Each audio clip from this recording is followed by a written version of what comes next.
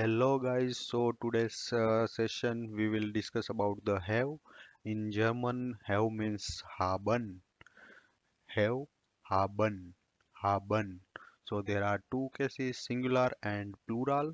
So for the first person, we use I have, we have in English, but in German, ich habe, wir haben, ich habe. Ich means I, habe means have. Ich habe. Wir haben. Wir means we, haben means have. Wir haben. For the second person, you have in singular and plural. So in German, Sie haben, Sie haben. Sie means you, haben means you have. So Sie haben for the formal case.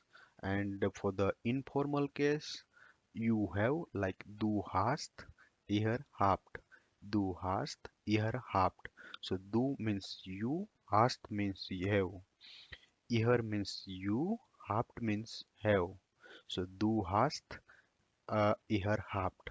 So sie haben for the formal case. Du hast, ihr habt for the informal case. Sie haben for the formal case. Du hast, ihr habt for the informal case. For the third person, he, she, it, has. We use in English, but in German, hat, sie hat, es hat. Hat, sie hat, es hat. And for the plural case, sie haben. So in haben form like ich habe, wir haben, sie haben, du hast, ihr habt, sie, es hat, sie haben.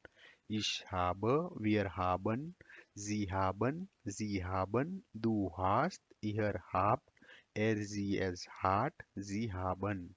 Ich habe, wir haben, sie haben, du hast, ihr habt, sie, es hat, sie haben. Thanks for the watching video and I will see you in the next video. Bye bye.